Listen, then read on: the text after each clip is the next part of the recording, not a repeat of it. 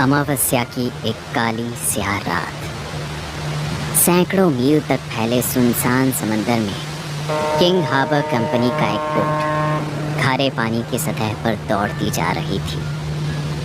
तूफान तो नहीं था, मगर बोट की तेजी के कारण हवाएं सन्नाटे को चीरती हुई कानों में कुछ कहकर गुजरती थी। बोट के आगे लगी हेडलाइट की रोशनी दूर समंदर में जाकर कहीं खो जाती थी। लाइट के सामने बीच बीच में कुछ तटीय चमगादड़ भी आ जाया करते थे, जो रोशनी के नज़दीक आकर अपनी दिशा बदल देते थे। हर तरफ अंधेरे में फैला गहरा समंदर देखने से ही शरीर में सिहरन पैदा कर देता था। रात के लगभग 2:15 बज रहे थे। 26 साल का नीलोम डेक पर रखे लकड़ी के पीपे के किनारे रखता हुआ समंदर को देख रहा था। कुछ तो रिश्ता था उसका इस समंदर से। गहरा, अंधेरे में काला दिखने वाला ये शांत पानी, जिसने ना जाने कितने गहरे राज निकल रखे हैं। नीलोम किसी को आवाज लगाना चाहता था कि क्या कोई है उस गहरे पानी में जो उसे सुन सकता है। ये ख्याल आते ही नीलोम जोर से चिल्लाया, कोई है? क्या कोई मुझे सुन सकता है?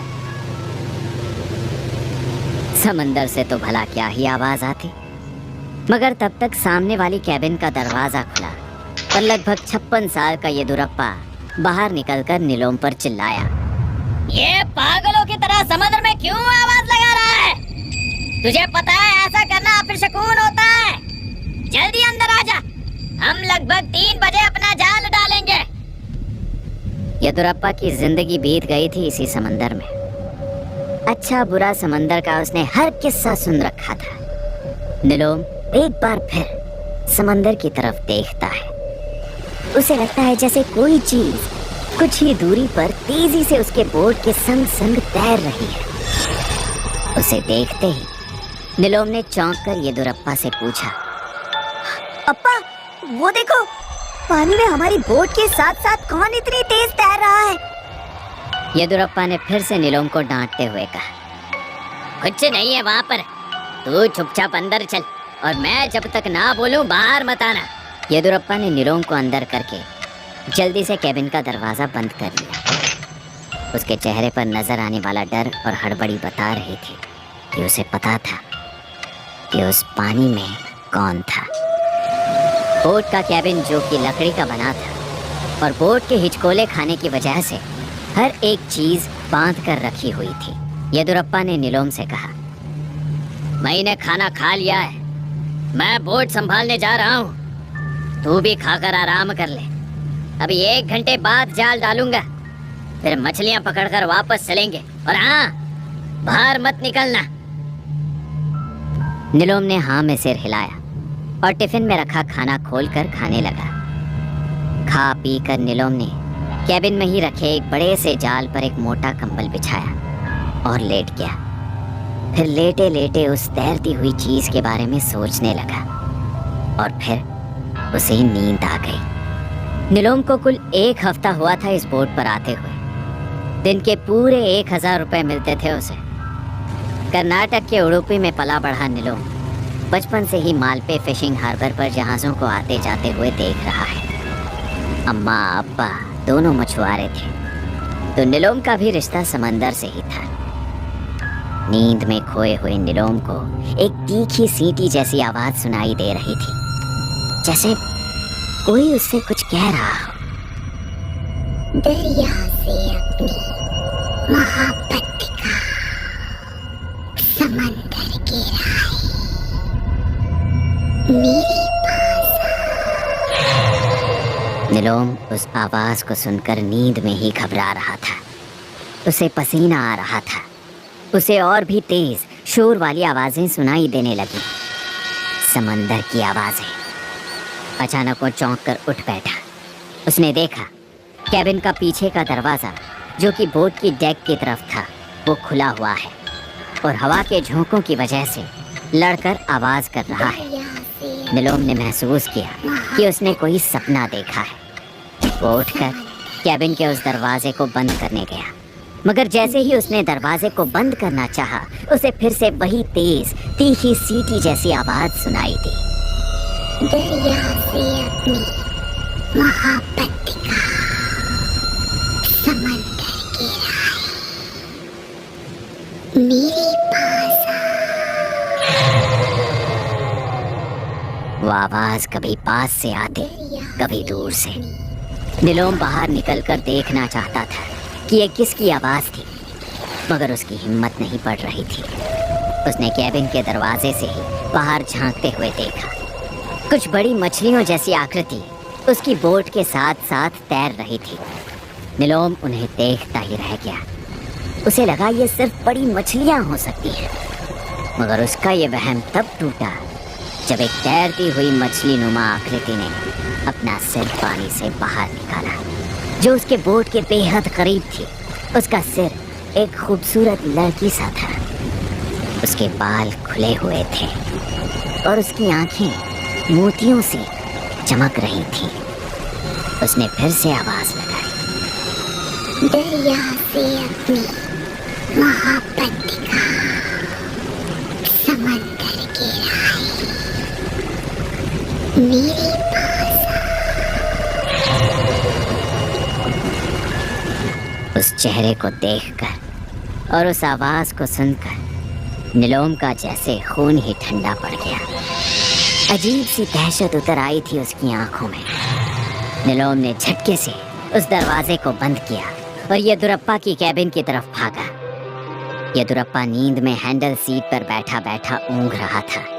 निलोम ने जाकर झटके से उसे हिलाकर कहा, अप्पा अप्पा, बाहर पानी में वहाँ कोई तैर रहा है, बोट के संग संग। येदुरप्पा समझ गया था। उसने डांट कर निलोम से कहा, ओहो, मैंने मना किया था तुम्हें कि जब तक मैं ना बोलूं बाहर मत निकलना। मैं बाहर नहीं गया था, मैं तो बस पीछे का दरवाजा बंद कर रहा था। येदुरप्पा गहरी चिंता जताते हुए खुद से बड़बड़ाने लगा। मैंने पहले ही कहा था आज अमावस्या की रात है। समंदर में रात के समय एक जवान लड़के को लेकर जाना सही नहीं होगा। रूहें तैरती हैं रात समंदर में, पर मेरी सुनता कौन है? मालिक को बस मुनाफे की पड़ी है। बोट की रफ्तार येदुरप्पा ने धीमी कर दी और कैबिन की ही कबाड़ से एक थैली में रखी हुई कुछ चड़ी निकाली। फिर कोई मंत्र बुदबुदाता हुआ बाहर डेक की तरफ निकल गया। निलोम देख रहा था। येदुरप्पा कोई मंत्र बुदबुदाता हुआ वो जड़ियां पहले बोट की दाईं तरफ पानी में फेंका, फिर बाईं। समंदर की हलचल कुछ शांत हो गई। फिर बोट समंदर में आगे बढ़ गई। कुछ और आगे जाकर येदुरप्पा ने बोट को बिल्कुल धीमा करके जाल फेंक दिया। जाल में मछलियां फंसने लगी और येदुरप्पा बाकी के बंदोबस्त में लग गया। मगर निलोम दूर समंदर की ओर टकटकी लगाए बिल्कुल शांत खड़ा था। वो शून्य में कुछ देख रहा था। येदुरप्पा ने उसे आवाज दी, निलोम, ओ निलोम, जरा इधर तो आ।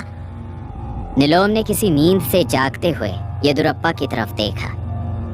उसकी आंखें चमकने लगी थी, जिसे देखकर येदुरप्पा ने हैरानी से कहा, ये तेरी आंखों को क्या हुआ? ये चमक रही हैं। कुछ तो नहीं अप्पा, मेरी तबीयत कुछ ठीक नहीं लग रही। मैं अंदर लेटने जा रहा हूँ। इतना बोलकर निलोम कैबिन में चला गया। येदुरप्पा ने अकेले ही जाल खींचा और मछलियों को लाद कर वापस चल पड़ा। निलोम अभी भी सो रहा था। लगभग 2.5 घंटे सफर करने के बाद बोट सुबह के 6 बजे दोबारा मालपे फिशिंग हार्बर पर पहुंची। येदुरप्पा ने देखा बोट से निलोम गायब था। येदुरप्पा सबसे पहले नीलोम के घर पहुंचा और नीलोम के अम्मा अप्पा से सारी कहानी बताई। नीलोम के अम्मा अप्पा को ज्यादा दुख या आश्चर्य नहीं था, उसकी अम्मा रो रही थी। फिर नीलोम के अप्पा ने येदुरप्पा को बताया, नीलोम हमारा लड़का नहीं था, उसे हमने पाल पोस कर बड़ा किया था, लेकिन उसे जन्म नहीं दिया था। एक रोज समंदर के किनारे टहलते हुए हमें एक नवजात बच्चा रोता हुआ मिला।